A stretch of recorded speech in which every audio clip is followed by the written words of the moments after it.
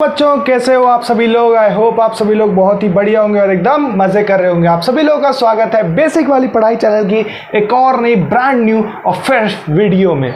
तो आज की जो वीडियो है वो है 9th क्लास वालों के लिए। हमने चैप्टर स्टार्ट कर दिया था लास्ट क्लास में आई थिंक। तो उस लेक्चर में हम लोगों ने बेसिकली पढ़ाई की थी कि linear equation in two variables क्या होता है और उसके बारे में हम कैसे पढ़ सकते हैं। तो हम लोग आज की क्लास में पढ़ना जा रहे थे कि सॉल्यूशंस ऑफ लीनियर इक्वेशन क्या होता है। और आज की क्लास जो है भैया वो आप लोगों के लिए लास्ट क्लास होगी इस चैप्टर के लिए। तो क्योंकि ये 4th चैप्टर आज खत्म होने वाला है तो इस पर एक ताली वाली वीडियो तो बनती है। ताली पीट दो भाई। अभी मजा आएगा ना भिड़ो, है ना। तो बेसिकली आज जो है वो अपना 4th चैप्टर खत्म हो रहा है और अब बिना किसी देरी के इस चैप्टर को मतलब इस लास्ट टॉपिक को स्टार्ट करते हैं। और इसमें 3-4 एग्जाम्पल्स हैं I think so. Yes 2-3 examples हैं तो मैं उन्हें भी करवा दूंगा बढ़िया से। और ये सॉल्यूशंस ऑफ लीनियर इक्वेशंस क्या होते हैं उसको भी बढ़िया से समझाते हैं।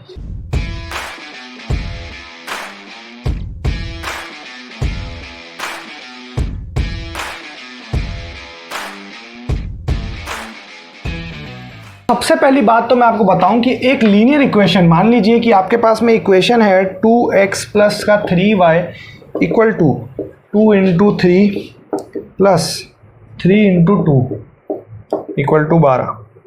तो ये बेसिकली क्या है कि मैंने यहाँ पर चेक किया है कि x इक्वल टू, मैंने क्या किया भैया, मैंने x इक्वल टू 3 और y इक्वल टू 2 को मैंने पुट करके एक बार चेक किया है इस इक्वेशन को। तो अब बेसिकली क्या है, इस इक्वेशन के थ्रू मैं यही समझना चाह रहा हूं कि अगर मैं इसमें कोई भी अलग अलग वैल्यूज पुट करता जाऊं, चाहे वो माइनस का 5/2 हो, चाहे वो माइनस का 1/2 हो, चाहे वो 0 हो, चाहे वो 1 हो, चाहे वो 2 हो, इस इक्वेशन की कुछ ना कुछ एक वैल्यू आएगी। तो फर्दर हम क्या कह सकते हैं कि the linear equation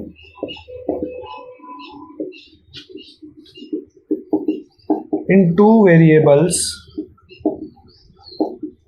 has infinite values, infinitely many solutions। यानी कि आप अगर x और y की जगह कुछ भी डालेंगे तो यहां पर कुछ ना कुछ सॉल्यूशन आएगा। तो इस फैक्ट से हम लोग ये बात कंक्लूड कर सकते हैं कि the linear equation in two variable has infinitely many solutions. तो इसके बहुत सारे सॉल्यूशंस हो सकते हैं। इस पे बेस्ड हम कुछ एग्जांपल्स कर लेते हैं और फिर हम इस लेक्चर को खत्म करते हैं। तो मेजर आपके पास में 2 एग्जांपल्स हैं। बाय इंस्पेक्शन मेथड में इस एग्जांपल को सॉल्व कर सकता हूं।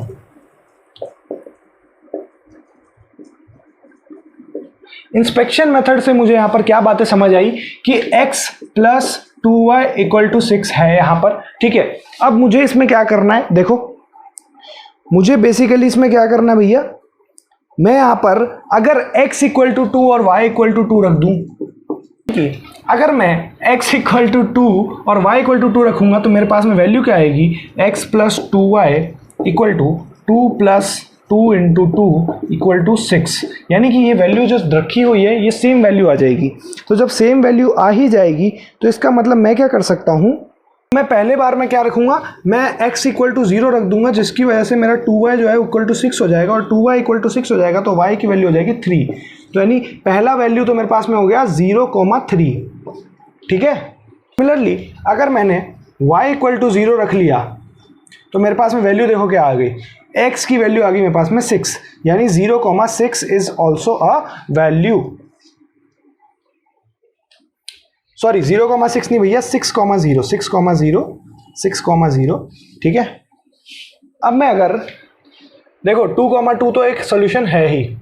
अब मैं अगर y को 1 ले लूं तो मेरे पास में x की वैल्यू कितनी आ गई, देखो x की वैल्यू मेरे पास में कितनी आ गई, ये देखो यहाँ पर y को 1 ले लिया यानी कि 2, तो उधर मैं लेके गया यानी कि 4, x की वैल्यू होगी 4, यानी कि 4,1 इज ऑल्सो अ सोल्यूशन। तो मेरे पास में 4 डिफरेंट सॉल्यूशंस आ गए यहाँ पर, 2,2, 0,3, 6,0 एंड 4,1।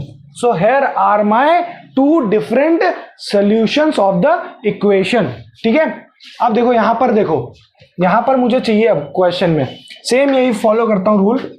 सर 4x प्लस का 3y इक्वल टू 12। अब एक जीरो तो एक बेसिकली एक सोल्यूशन तो मेरे पास में ऐसे ही आ जाएगा। देखो 4 और 3 कितने हो गए, ये 7 हो गए। तो अगर मैं इसमें 2 यानी कि 8 डाल दूं, ठीक है, 8 से इंटू मतलब 8 बन गया ये, और यहां पर कितना हुआ, यहां पर ये हुआ। अच्छा, इसमें मुझे देखो ये करने की जरूरत नहीं है इतना, क्योंकि इसका रीजन क्या है कि यहाँ पर इसने मेरे से 2 सॉल्यूशंस मांगे, तो मैं x और y को 0 पुट करके भी कर सकता हूँ। तो फर्स्टली मैंने x को 0 पुट किया तो मेरे पास में y की वैल्यू कितनी आ गई, यहाँ पर ये 0 हो गया तो ये आ गया 4, तो यानी कि मेरे पास में वैल्यू आ गई 0,4।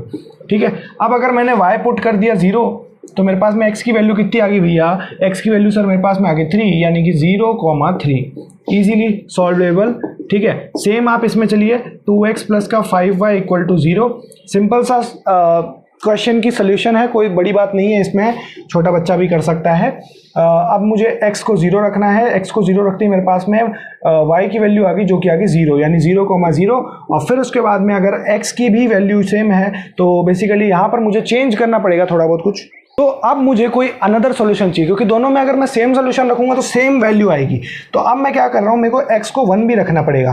तो मेरे पास में y की वैल्यू क्या आती है, देखो 2 आ गई यहाँ पर। अब 2 आते ही भैया मेरे पास में देखो वैल्यू चेंज हो गई यहाँ पर।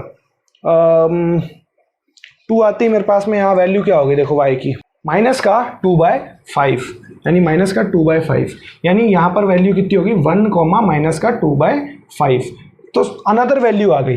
थर्ड क्वेश्चन में देखो जल्दी से जल्दी 3y प्लस 4, यहाँ पर तो भैया x की वैल्यू ही नहीं है। तो अब देखो मेरे को x की वैल्यू कैसे लानी है, 0 इंटू एक्स प्लस का 3y प्लस का 4 इक्वल टू 0। अब देखो मुझे x को 0 पुट करना है, तो 0 प्लस x इक्वल टू 0 मैंने पुट कर दिया, तो मेरे पास में y की वैल्यू क्या आ गई भैया, y की वैल्यू सर मेरे पास में आ गई, यहाँ पर दिख रहा है मुझे, ये उधर ले गया तो माइनस का 4/3 आ गया, तो यानी कि 0, माइनस 4/3। सेम अगर मैंने y को 0 पुट कर दिया, बट y को 0 पुट करने से मतलब नहीं है, तो मैं y को एक काम करता हूँ, मैं y को 1 पुट कर देता हूँ। y इक्वल टू 1 मैंने पुट किया तो मेरे पास में वैल्यू क्या आई, देखो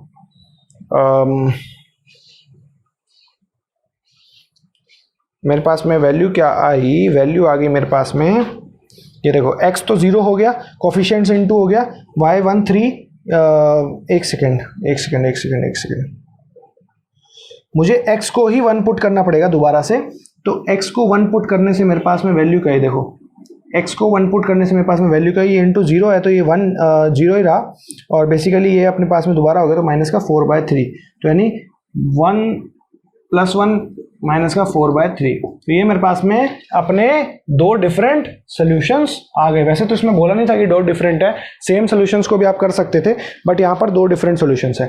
अब आप लोग चाहो तो एक्सरसाइज नंबर 4.2 का इजीली सॉल्व कर सकते हो, यानी कि उसका प्रैक्टिस कर सकते हो।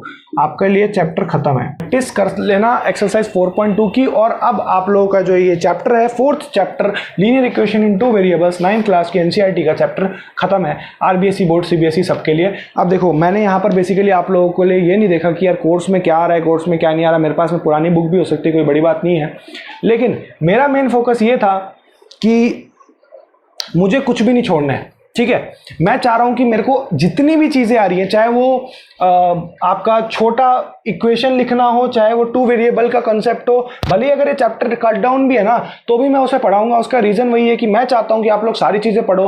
अगर आप लोग नहीं पढ़ना चाह रहे, आप लोगों का मतलब कोर्स ऐसा है कि यार सर हमारा तो कोर्स है, हम लोग नहीं करेंगे, हमारे कोर्स में प्रॉब्लम आ जाएगी, हमारा जो कोर्स है पीछे लैग हो जाएगा, तो कोई दिक्कत नहीं भाई, आप लोग फॉरवर्ड कर सकते हो। मैंने प्लेलिस्ट बना के रख दी है यार, उड़ान बैच, बुनियाद बैच और पहला कदम बैच, तीनों में मैंने प्लेलिस्टें बना के रख दी है। आप लोग उसमें से अपने सिलेबस के अकॉर्डिंग वीडियोस को देख सकते हैं। ठीक है, तो आई होप आपको ये लेक्चर अच्छा लगा होगा। आज अपना 4th चैप्टर खत्म है, यानी कि 9th क्लास के तीनों चैप्टर खत्म हो चुके हैं। पॉलिनोमियल्स मैंने करा दिया था पहले ही, ठीक है। बहुत ही सिंपल चैप्टर्स है, कोई बड़ी बात नहीं है। आगे मेरे हिसाब से 6th चैप्टर के बाद आप लोगों के जो है वो चैप्टर्स थोड़े से टफ आने स्टार्ट हो जाएंगे, क्योंकि उसका भी एक रीज़न है भैया। क्योंकि चैप्टर्स क्या है कि स्टार्टिंग में आपको, मतलब वो कहते हैं ना कि जब भी गेम, आप कोई भी गेम खेलते हो मान लो, तो स्टार्टिंग में जो उसका लेवल होता है ना भैया, वो बहुत ही ईजी लेवल देते हैं ताकि आपको मजा आए गेम खेलने में और आपकी जो आदत लग जाए उस गेम के लिए। जैसे ही वो लेवल धीरे धीरे टफ होने लग जाता है तो आपकी आदत उसमें और ज्यादा बढ़ने लग जाती है। इसका मतलब क्या है मैं बताता हूं आपको मैथमेटिक्स में, कि गेम जब भी आप खेलते हो, एक छोटा सा भी नॉर्मल सा गेम खेल रहे हो आप, मान लीजिए कि आप एक गेम खेल रहे हैं सबवे सर्फर एक गेम आता था भैया, बहुत छोटा या टेम्पल रन खेलते हैं। तो उसमें क्या होता है कि पहले आपकी स्पीड जो है भागने वाले खिलाड़ी की, वो एकदम मीडियम, एकदम बहुत ही स्लो लेवल पर होती है और आप इजीली उसको स्क्रॉल और अप डाउन जंप वंप सब करा सकते हो। धीरे धीरे क्या होता है, जैसे ही आप उस गेम में टाइम स्पेंड करना स्टार्ट करते हो, 2 मिनट लगता है, 3 मिनट लगता है, फिर उसके बाद में उसकी स्पीड बढ़ती जाती है, फिर उसके बाद में आपको और ज्यादा मजा आता है, फिर आपका कंसंट्रेशन और ज्यादा बढ़ जाता है उस गेम के प्रति। सेम मैथमेटिक्स में भैया, सेम मैथमेटिक्स में आप लोगों को क्या करना है, आप लोगों को अभी लल्लू पंजू टॉपिक्स दे के, छोटे छोटे चैप्टर्स दे के, छोटे छोटे क्वेश्चंस दे के आप लोगों को रिझाया जा रहा है कि भैया आप लोगों के लिए ये बहुत ही सिंपल चैप्टर है भाई, मैथमेटिक्स तो बहुत इजी है। आप लोगों को रिझाया जा रहा है। जैसे ही आप लोग इसमें थोड़ा सा और ज्यादा इन्वॉल्व हो जाओगे, फिर आप ऑटोमेटिकली आगे जाकर जब आपके टफेस्ट क्वेश्चंस आने वाले हैं, मैं बताऊंगा टफेस्ट भी भाई मैं करवाऊंगा, ऐसा नहीं कि नहीं करवाऊंगा, तो टफेस्ट क्वेश्चंस जब आएंगे ना भाई, तब देखना तुम लोगों का कंसंट्रेशन उस क्वेश्चंस पे और ज्यादा बढ़ेगा। और जब हम लोग यहां पर बैठे, यहीं खड़े, हम लोग जब लाइव कर रहे होंगे ना, जब हमारे बोर्ड एग्जाम्स नजदीक होंगे और हम लोग लाइव कर रहे होंगे, तब आप ही लोग यहां पर मुझे आंसर्स के, क्वेश्चंस के जवाब दे रहे होंगे, ठीक है। तो मैं आप लोगों से यही उम्मीद रखता हूं कि भाई आप लोग इस पढ़ाई को या इस मैथमेटिक्स को ऐसे पढ़ो जो सवाल खुद के हाथों से सॉल्व हो। मेरे से बहुत बच्चे पूछते हैं कि सर मैथमेटिक्स को कैसे पढ़ना है, या मैथमेटिक्स हमारे समझ में नहीं आती। मैथमेटिक्स समझ में आने वाली चीज नहीं होती भाई, मैथमेटिक्स सॉल्व करने वाली चीज होती है। जब तक उसे हाथों से सॉल्व नहीं करोगे तब तक उसमें सक्सेस आपको हासिल नहीं होगी, ठीक है। तो आई होप ये छोटा सा ज्ञान लास्ट में आपको अच्छा लगा होगा। तब तक के लिए मैं मिलता हूं आपसे एक और नई ब्रांड न्यू फ्रेश वीडियो में। तब तक के लिए जय हिंद, जय भारत।